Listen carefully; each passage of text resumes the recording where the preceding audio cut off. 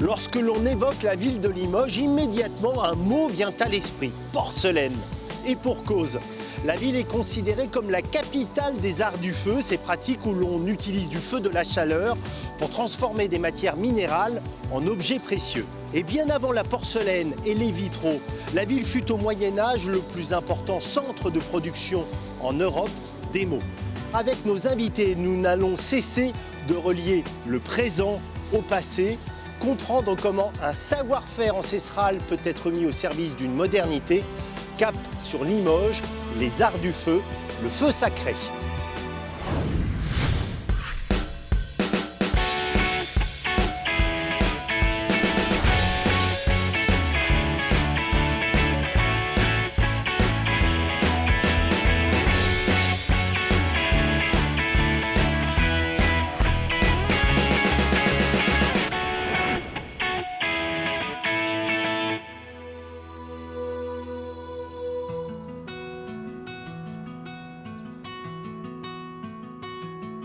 Il y a peu de villes françaises qui peuvent s'enorgueillir d'être connues dans le monde entier. Limoges doit sa réputation à un matériau luxueux et fragile, la porcelaine. Pour découvrir les secrets de sa fabrication, nous partons à 20 km de Limoges, dans un endroit connu des seuls initiés. La fabrique est une manufacture qui existe depuis 1825. Dans ses 3000 m² d'atelier, elle travaille en sous-traitant pour des clients prestigieux ou de grandes marques de luxe. Alors Eric, tout le monde se pose la question de la matière première, comment on fait de la porcelaine? Et alors en fait, tout vient de cette mixture, de cette galette. Et oui, là-dedans, il y a le fameux mélange savant du fameux kaolin. C'est ce qui va donner la translucidité du produit, parce que la porcelaine est translucide. Mais avec que le kaolin, on ne peut rien faire, c'est un fondant. Donc il faut des feldspaths, des roches dures, des pegmatites, des argiles et du quartz pour donner de la résistance mécanique. Ce que je comprends, c'est que ce n'est pas dur, donc ça va se prêter à la fabrication de formes. Voilà, au calibrage, je dis bien au calibrage, de la poterie. Parce qu'après, si on veut un crémier, un sucré, une pièce de forme, on va prendre cette même matière et on va la délayer. On va la mettre sous forme liquide, appelée barbotine. Cette pâte est versée dans des moules afin d'obtenir la forme désirée. Une assiette, une tasse, un plat ou encore un pot de fleurs. Puis des mains expertes ajoutent les pièces manquantes. Ici une anse, là une poignée. Vient alors le temps de la première rencontre avec le feu. Ce feu quasi alchimique qui transmute la matière.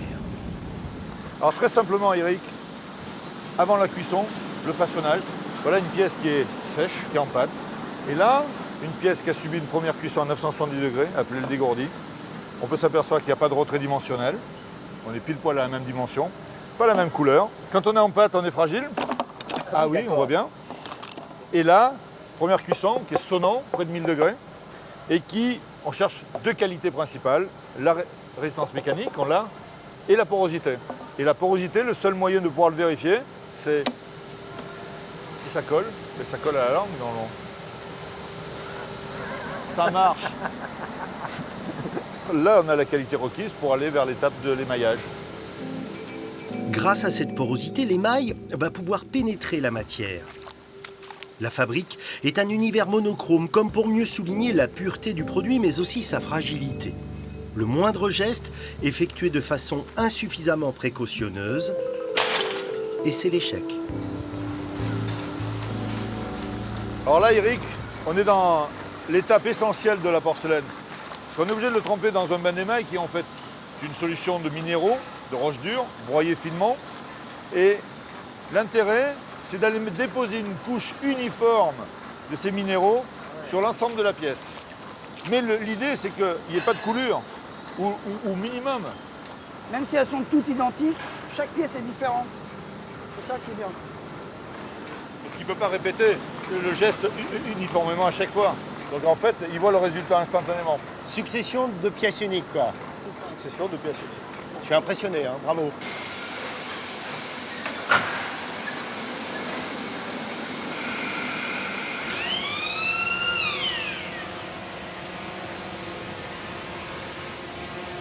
Là, on vient d'ouvrir le four et on sort de 12 heures de montée en température, c'est sa deuxième cuisson. Et là, ça y est, la magie de l'art du feu a fait son chemin. Il y a combien de pièces là au total à l'intérieur? Il peut y avoir entre 2000, 3000 ou 4000 pièces. On sent physiquement la puissance de la chaleur quand même. Au four, oui, physiquement, c'est du rayonnement. Alors ça, c'est ce qu'on appelle des gazettes, c'est-à-dire qu'à l'intérieur... Ça, c'est un support. C'est un support pour faire cuire l'assiette. Mais tu te brûles pas, toi? Il faut le toucher avec... il faut pas appuyer, mais avec l'ongle. Là, oui, alors on est à peu près à 300 degrés.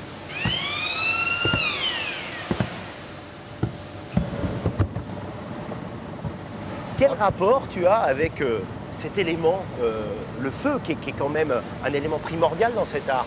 J'en ai besoin dans le sens où ça me donne des chocs thermiques. C'est vraiment le cas. Choc thermique. Donc ce choc de sensation par la chaleur. Tu utilises le terme choc thermique, mais finalement, ce que je comprends, c'est que c'est aussi un choc émotionnel à chaque fois pour toi. Ah, c'est exactement ça. C'est un choc émotionnel. C'est exactement ça. On est dans l'émotion. On est dans l'émotion. Si la porcelaine de Limoges est aussi réputée, c'est bien sûr pour sa blancheur, mais également pour la qualité de ses décors. Les pièces les plus exceptionnelles sont peintes à la main par de véritables artistes. Il faut le geste sûr pour poser un filet d'or à l'aide d'un pinceau. Le talent d'un maître décorateur pour peindre ses motifs floraux à main levée. Joseph est l'un des créateurs les plus réputés au monde, 60 ans d'activité, que des pièces uniques.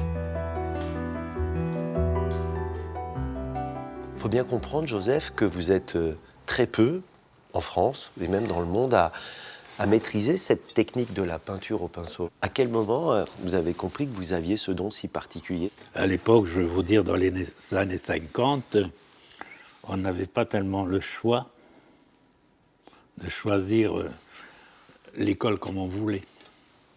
Puis ma mère, elle a trouvé que je savais faire du dessin, puis elle m'a mis dans une école céramique.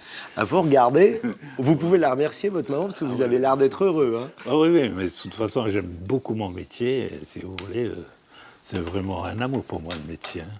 Vous travaillez sur ce qu'on appelle le bleu de Limoges, c'est ça? C'est-à-dire voilà, que la couleur, là, ce n'est pas celle que vous aurez voilà. après cuisson. Une fois cuit, ça va être un bleu de four, comme on appelle ici dans le Limoges. Ou un bleu de Sèvres, quand ils appellent ça à Paris, si vous voulez. Vous ne réalisez que des pièces d'exception. Dans vos clients, vous avez qui, par exemple? Pour le prince d'Angleterre, j'ai fait tout un service quand Diana s'est mariée. Ah, vous étiez donc au mariage de Lady Di de façon J'étais indirecte. Voilà. Mais quand ils ont regardé mes assiettes, ils ont vu que c'est moi qui l'ai faite. Hein. Je suis très content quand je fais une très belle pièce. Quand vous voyez que les gens sont contents de ce que vous avez fait, vous avez double satisfaction. L'art de la porcelaine est très longtemps resté un secret jalousement gardé par le peuple qui a inventé sa fabrication 200 ans avant Jésus-Christ, les Chinois. Et il faudra attendre le XVIIIe siècle pour qu'un missionnaire jésuite originaire de Limoges, établi en Chine, perce enfin les secrets de la porcelaine. Dans son rapport, il explique que l'élément primordial est un matériau alors totalement inconnu en Europe, le kaolin. L'histoire aurait pu en rester là. C'était sans compter sans la chance qui va s'ouvrir à un couple vivant dans la campagne de Saint-Yrieix-la-Perche, à 30 km de Limoges. Nous sommes en 1768. Une certaine Madame Darré, bonne ménagère, a pris l'habitude de laver son linge avec une argile blanche légèrement savonneuse qui affleure un peu partout dans les champs. Son mari, chirurgien, flaire la bonne affaire. Et si on commercialisait cette lessive naturelle qui blanchit si bien? Il envoie alors un échantillon à un ami pharmacien de Bordeaux pour analyse. Et là, surprise, il s'agit en fait du fameux kaolin tant recherché par les céramistes. Commence alors en Limousin une véritable ruée vers l'or blanc. Turgot, intendant de la province, comprend très vite que ce kaolin aussi précieux que rare représente une formidable opportunité de développement économique.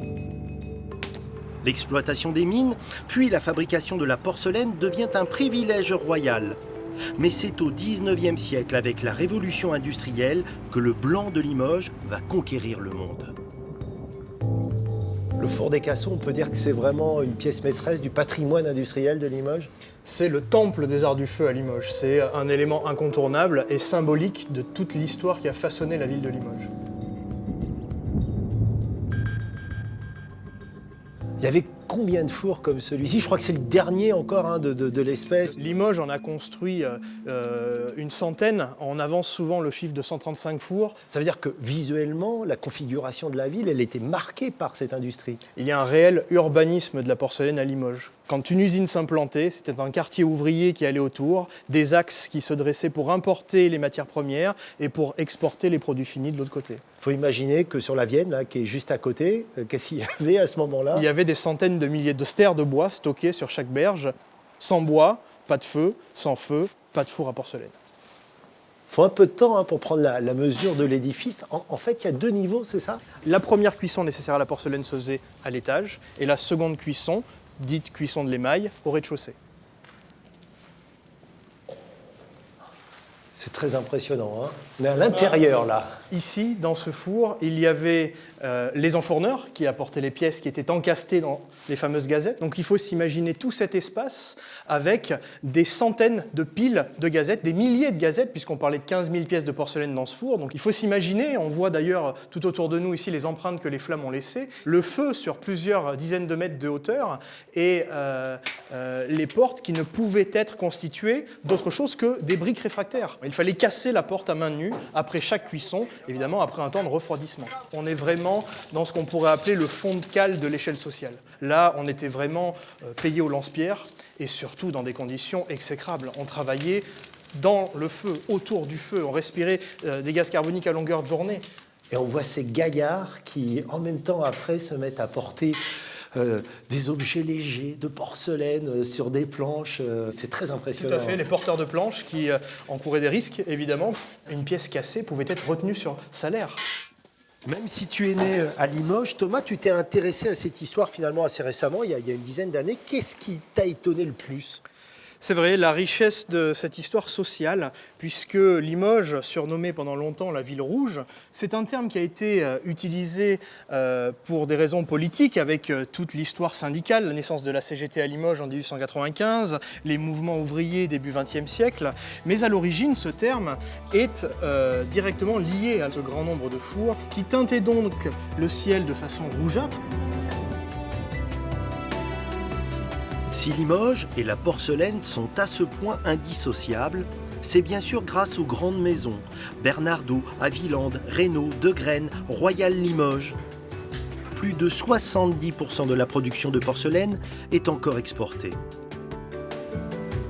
C'est au Musée national Adrien Dubouché, qui possède la collection publique la plus riche au monde de porcelaine de Limoges, que nous retrouvons Mathieu Bussereau.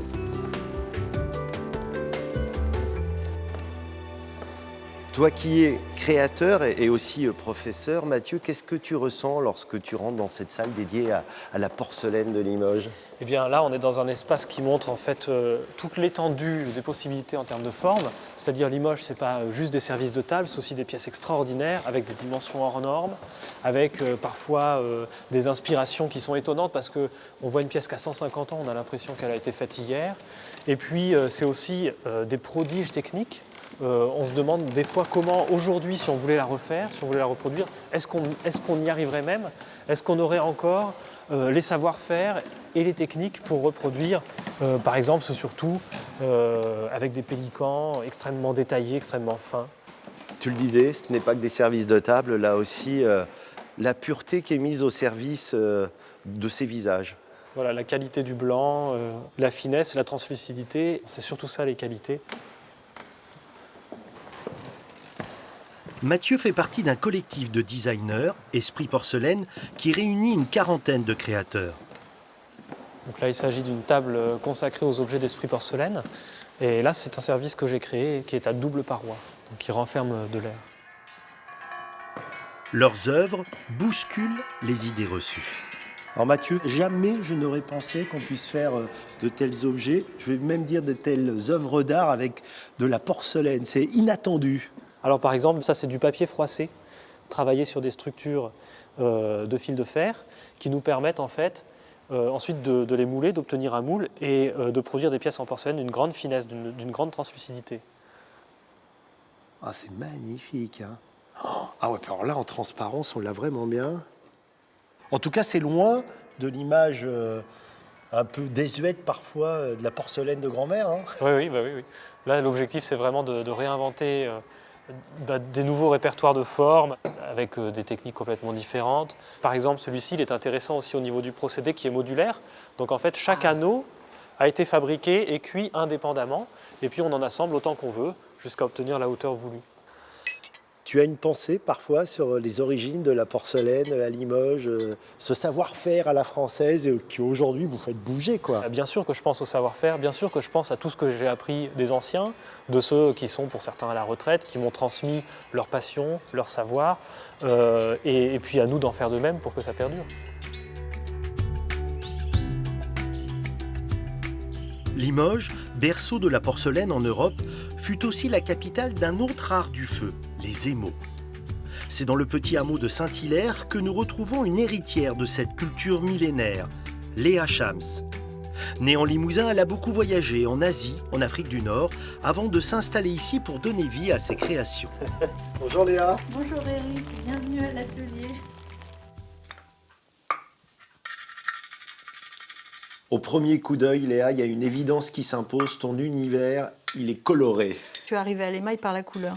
Parce que vraiment, l'émail, c'est du cristal coloré avec des oxydes métalliques. Et le feu, quand on cuit, ça a une puissance colorée qui est extraordinaire.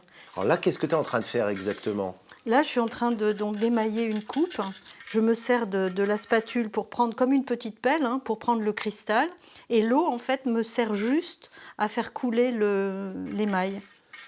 Alors en fait, l'émail, c'est cela. Hein. Quand tu dis que c'est pas de la peinture, c'est-à-dire qu'à l'origine, c'est pas liquide. C'est pas du tout liquide, c'est du verre pilé. Combien de couleurs au total tu peux être amené à apposer sur une coupe comme celle-ci? Des fois, il y a une cinquantaine de couleurs. Mais c'est surtout qu'il y a plusieurs cuissons successives. Là, j'ai déjà 3 cuissons. Et là, je vais la passer une 4e fois et peut-être une 5e.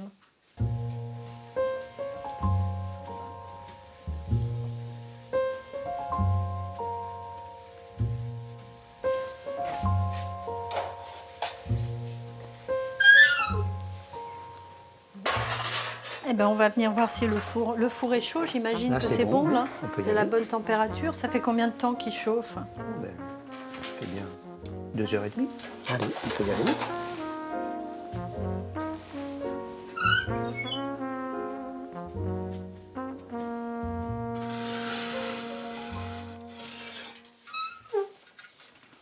Il y a quelle température à l'intérieur, là? Là, ça doit bien être autour de 900 degrés. Et alors, qu'est-ce qui se passe Ben dans là, ce four, dans cette chaleur? Là, on entend le métal se dilate, donc ça grésille un peu. Donc le cristal va rentrer en fusion. Et à partir de là, les couleurs vont se vitrifier et vont se mélanger. Tu sais ce qui va sortir du four ou pas là? J'espère, mais bon, on peut toujours avoir des surprises. Hein. Là, on va jeter un petit coup d'œil. Oh là, Ouh la vache, on sort. Là c'est trop. Vous filmez là? Ah, vas-y, là. Oh, il n'y a carrément plus de couleur presque là. Ça va venir. Ah, en fait, c'est incandescent. C'est incandescent, voilà, on ne voit plus rien. Les couleurs, ça redevient noir. Et là, elle est un peu trop cuite. Ah oui. Je vois le pelage de l'oiseau se révéler petit à petit, les taches jaunes apparaître dans le rouge. Pour moi, c'est de la magie. Tu le sens comme ça ou pas? Oui. Non, mais moi, je trouve ça magique, de toute façon. Je trouve ça magique, le travail de l'émail. Est-ce que tu penses, quand tu fais ce travail, à tes très lointains prédécesseurs, c'est-à-dire les premiers qui ont fait des émaux en Limousin? Moi, vraiment, ça me fait très, très plaisir de me dire que je suis là, maintenant, au XXIe siècle, et que je prends ma petite part à cette histoire qui est quand même une très belle histoire à Limoges et en Limousin. L'histoire des émaux en Limousin remonte au Moyen-Âge. Le musée des Beaux-Arts, installé dans l'ancien palais épiscopal, possède l'une des plus riches collections au monde. Des objets inestimables. Le prix de certaines de ces pièces approche le million d'euros. Nous sommes devant quelques-uns des objets, des émaux les plus précieux qui existent. Ce sont des chasses. Qu'est-ce que c'est une chasse exactement? C'est un reliquaire, en fait une boîte dans laquelle étaient conservés des reliques, donc les objets précieux entre tous lors de la fondation d'une église. Et ces objets, généralement, racontent l'histoire du saint dont les reliques sont conservées à l'intérieur. C'est-à-dire que ça raconte réellement une histoire, image après image, voilà, scène après scène. C'est une bande dessinée. Et c'est probablement ce qui a contribué, au-delà de la qualité intrinsèque des objets, au succès très important de ces objets dans toute l'Europe, parce que ces images racontent réellement des histoires et il n'a pas besoin d'être lettré pour comprendre le sujet qui est délivré sur ces objets. Là, il y a une scène quand même qui me semble étonnante. J'aperçois comme une tête dans des mains. De quoi s'agit-il? C'est le miracle. Alors, le nœud savant, c'est la céphalophorie, c'est-à-dire Sainte Valérie qui porte sa tête, qui lui a été tranchée parce qu'elle a refusé d'épouser le duc d'Aquitaine. Comme Véronique aime à le dire, le plus grand musée des émaux, c'est en fait le Limousin dans son ensemble. Exemple à Saint-Viance, en Corrèze. L'église abrite un trésor exceptionnel du XIIIe siècle.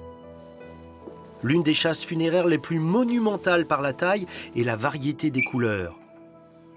Réalisés en série, ces objets de culte représentent une production d'orfèvrerie incomparable dans l'histoire médiévale.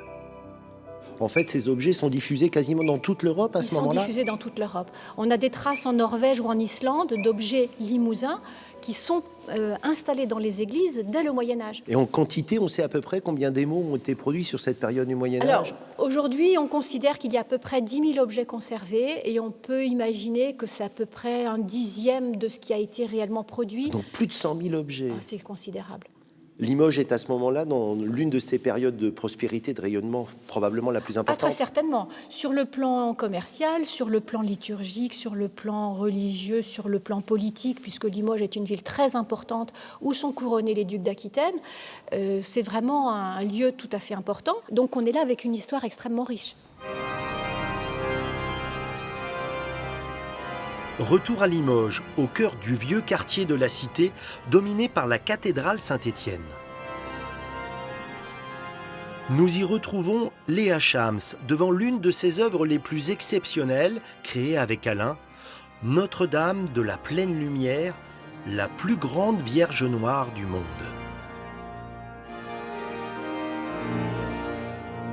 Je la prends par-dessous, c'est ça? Par le côté. Par le côté. Je vais tenir le... C'est très lourd. Ouais. Waouh. C'est très émouvant de la toucher. Je vais lui donner un petit coup de... Je vais essuyer un petit peu la poussière déjà, hein, parce que c'est vrai que comme on la sort très très rarement de son écrin. Vous aviez fait cette création, vous deux, Alain et Léa, en 2009, mais à l'origine, elle n'était pas prévue pour rester. On a été invités pour faire une exposition dans le cœur de la cathédrale. Ça faisait très très très longtemps qu'on avait envie, Alain et moi, de faire une œuvre un peu exceptionnelle. Dès qu'on l'a installée dans la cathédrale, il y a eu d'un seul coup un vent dans la ville qui a soufflé, où plein de gens se sont dit il faut absolument que cette œuvre reste là. Ça a été vraiment la surprise.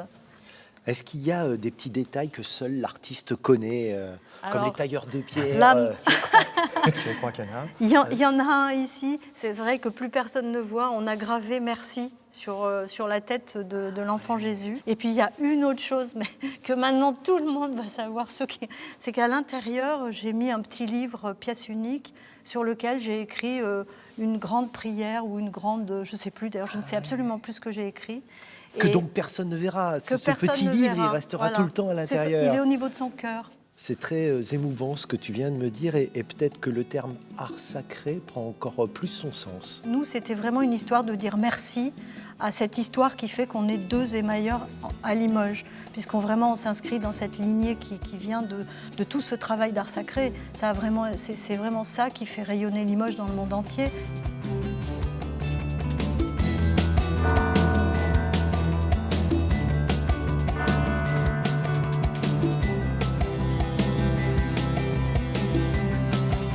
C'est depuis les hauteurs de la cathédrale Saint-Étienne que nous allons conclure cette émission. J'espère que, comme moi, vous aurez été surpris par ce voyage aux sources de ces patrimoines, mais plus encore séduits par ces femmes, ces hommes, ces artisans, ces artistes qui donnent aux arts du feu toute leur modernité. Ils ont en commun le geste, le savoir-faire, le talent, mais plus encore de la folie, de la créativité. C'est ce qu'on appelle avoir le feu sacré.